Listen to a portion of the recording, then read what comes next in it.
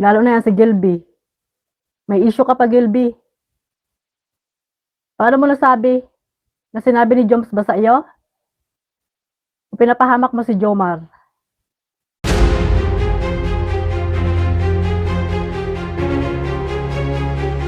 Okay guys, isang nabiling mapagpalang umaga, tanghali, gabi po sa inyo lahat. Sana po ang lahat ay nasa mabuting kalagayan at ligtas po sa anumang kapahamakan. Saan man po kayo dakong ng mundo naroroon. Ako po muli ang inyong lingkod, Maestro 21 TV, at sa ating video ngayong araw na ito mga kalingap, tayo muli po ay magbibigay ng ating panibagong kuro-kuro, komento, opinion at reaction tungkol nga po dito sa mga komento na nakita po natin sa mga sa Facebook post ng John Carl mga kalingap ay nag-overthink yata ang itong mga John Carl na itong mga kalingap. Okay? So, nakita po natin na ipinaksa na rin po ng ating kasamahan po ito si Kalingap Maymay.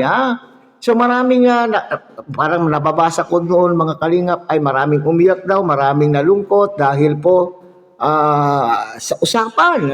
Parang sinasabi dito mga kalingap ay usapan daw po sa GC, SS na nakalabas kaya tuloy ay nadadawit pa yung ibang love team. Idinadawit na muli itong si banggitin na natin mga kalingap dahil po sa pagsama-sama po nila na nagpunta po dyan sa Sorsogon, nadawit na muli dito ang pangalan po ni Baby Carl at ni Joy Diwata. So samot-sari po yung usapan po dito. So pero ang pinakapaksa po ng ating video ngayong araw na ito mga kalingap ay yung pong sinasabi po dito. May nagsabi po na John Carl supporter pa po mula pa po mismo sa mga taga-suporta ng John Carl na sinasabing itong John Carl ay wala na, break na dahil mayroon daw pong ibang boyfriend.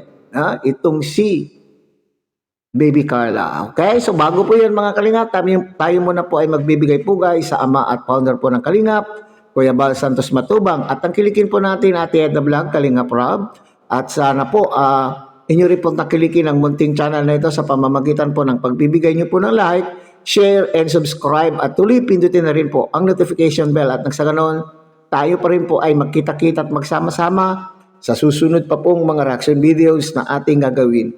Likewise, may kalot shoutout sa ating mga kasamahan po dyan sa Arepa, Kalingap Reactor Partners sa pamumuno po yan siyempre ng ating Presidente, Javier De Leon aka Virador, at tangkilikin din po natin mga kalingap ang ating mga Kalingap Partners, Kalingap Charity Vloggers na nariyan po sa iba't ibang Kalingap Landingpad na mayroon po tayo sa ating bansa.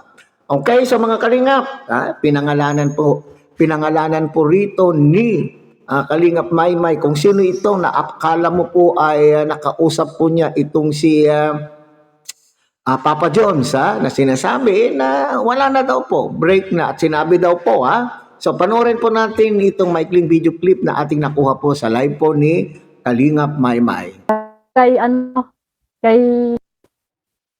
Madam Gelby. Yan. Si Gelby Abe. Kilala yung si Gelby guys? Ako hindi ko kilala yan ay. Pumasok lang yan sa Jom Car 23 pero hindi ko siya kilala noon. Yung nabuo ang Jom 23. Hindi ko siya kilala. Madami ako Car 23 na nagmamagaling.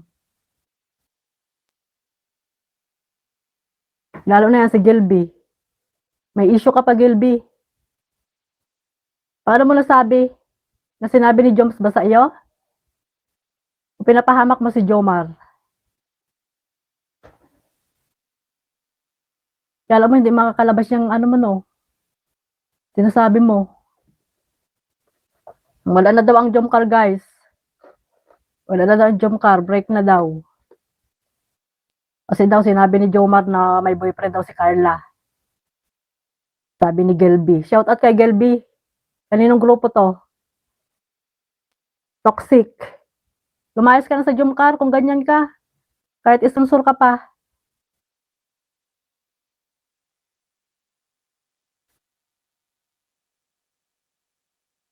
Nangunguna pa kayo sa pinapahamak mo lang si Jomar sa ginagawa mo. At nakakalabas naman yan. Nakakalabas yung mo. Pinagsasabihan mo.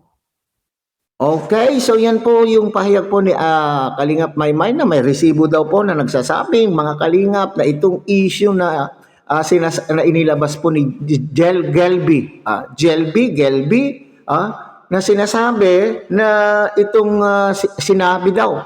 Hindi naman patunayan po, aywan kung mapapatunayan niya mga Kalingap kung sila ba ay nag-usap po itong si Papa Joms at sinabi po ni Papa Joms na wala na po sila at dahil daw po ang dahilan ay itong si Baby Carla ay mayroon pong may ibang boyfriend. Naku po.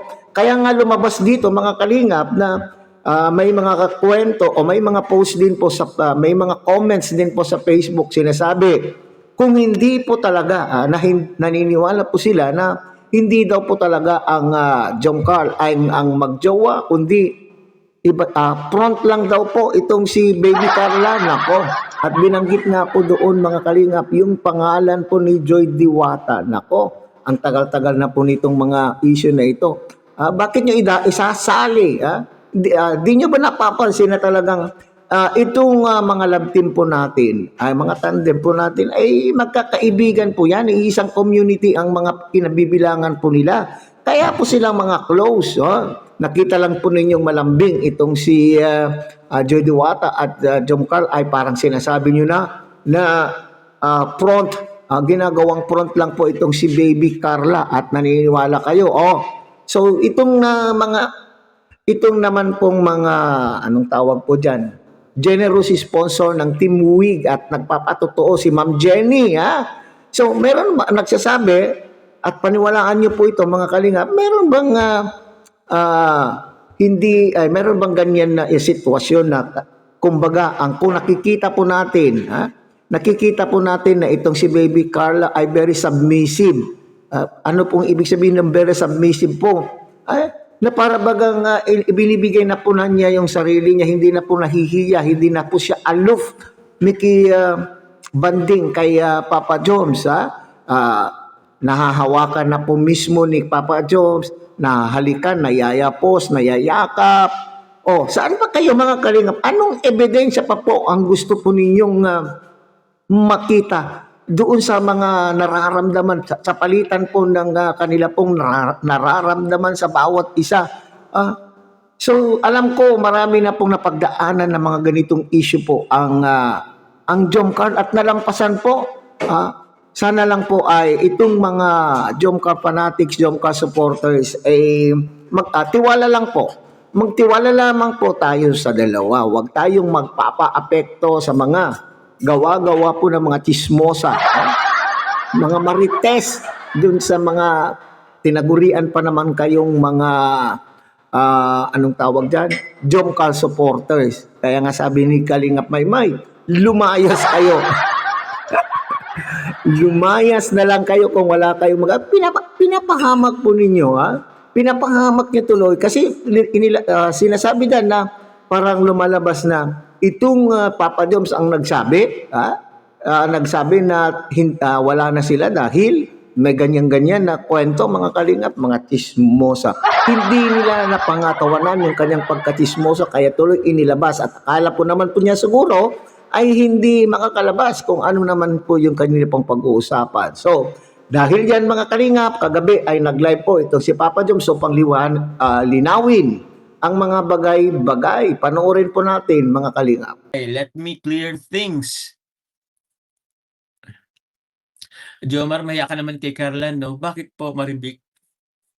Okay, may nagtatanong, about this screenshot na sinabi ko daw na may ibang boyfriend si Carla. Wala pong katotohanan po yun. Yan, sinabi ko na agad po guys, so huwag natin patagalin pa. Kasi I have still na para tawag niyan, kailangan tapusin yung mga nag-orders din. May ganyan, magkasama pa lang kami kanina. Anyway guys,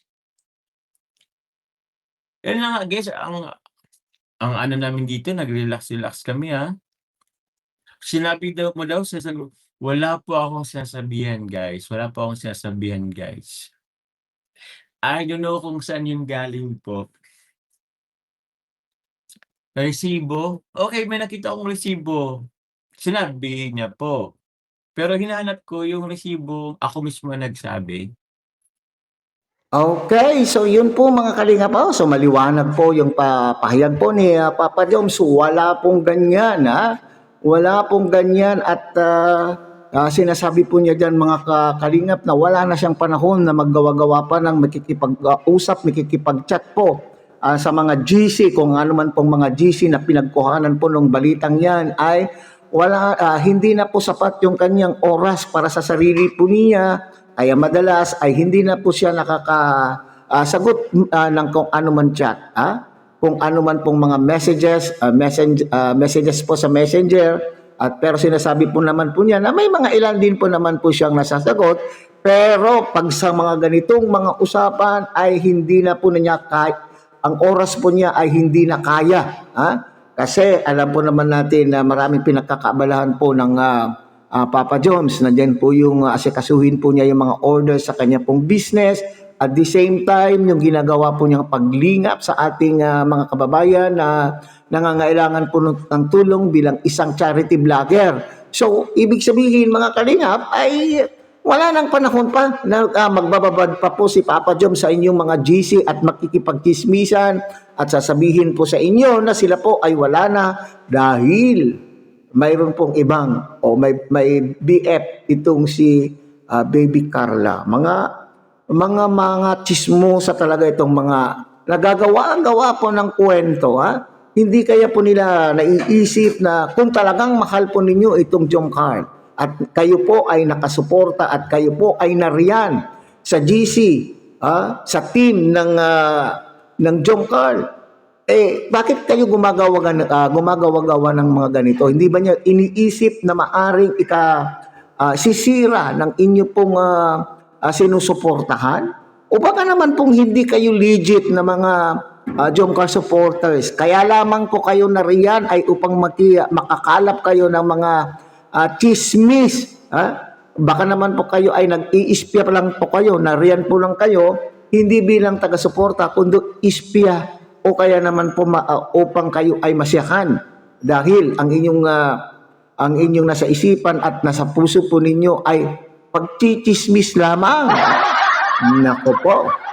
So siguro mga kalingap, yung mga legit po natin ng mga Jom Carl ay wag na natin pansinin. Matagal na pong mga ganitong issue at hanggang ngayon, ang Jom Carl ay matatag pa rin. Okay? So hanggang dyan na lang tayo mga kalingap. Ulit ang kilikin po natin, Kuya Bal Santos Matubang, Ate Edna Vlog, Kalingap Rab. At sana po inyo rin pong tangkilikin ang munting channel na ito sa pamamagitan po ng pagbibigay nyo po ng like, share, and subscribe. At tuloy, pindutin na rin po ang notification bell at nang sa ganon, tayo pa rin po ay magkita-kita at magsama-sama sa susunod pa pong mga reaction videos na ating gagawin. Muli, isang mapagpalang umaga, tanghali, gabi po sa inyo lahat. Mabuhay po kayo at God bless everyone.